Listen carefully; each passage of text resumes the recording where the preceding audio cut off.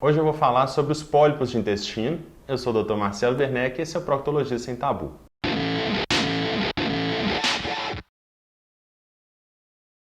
Aqui está uma lista de temas de vídeos que já estão prontos, que vão ser postados nas próximas semanas. Se inscreva no meu canal para assistir e ser notificado quando eles forem ao ar. Os pólipos de intestino, para ficar fácil da gente entender, vamos imaginar o seguinte: tem a mucosa do intestino ali.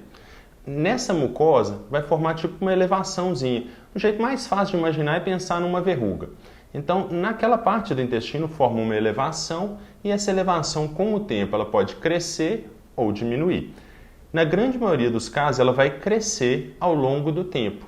E existem vários tipos de pólipo. E é aí que a gente tem que entender a diferença. Então, tem pólipos que, se ele ficar lá ou não ficar, não vai dar nada. São os pólipos que a gente chama de não neoplásicos. Agora, tem outros tipos de pólipo que a gente chama de pólipos neoplásicos, que são pólipos que podem virar câncer. E esses pólipos é importante a gente remover. Então, hoje em dia, a gente tem tecnologia suficiente para poder olhar um pólipo, aumentar o tamanho dele, usar corantes para poder enxergar e saber se ele é de um tipo neoplásico ou não. Mas, na dúvida, muitas vezes a gente vai optar pela ressecção. Então, os pólipos que são neoplásicos, quando a gente tira ele, aquele pólipo já não tem o risco mais de virar câncer.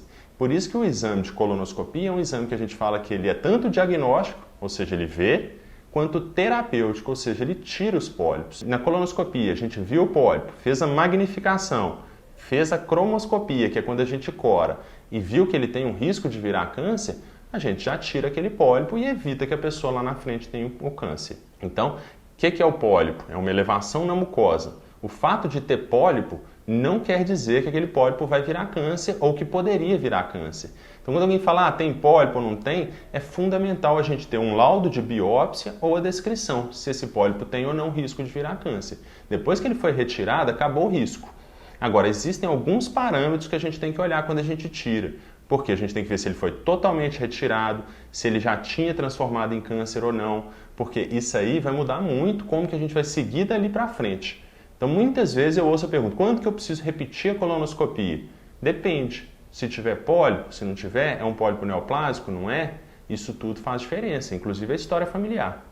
Então, é importante a gente entender que o pólipo em si, ele não define nada. O que a gente precisa saber é se ele foi retirado, se ele virava câncer, qual o tamanho, localização, tudo isso. Obrigado por assistir meu vídeo, fique à vontade para deixar sugestões que eu sempre respondo a todos. Esse é o Proctologia Sem Tabu.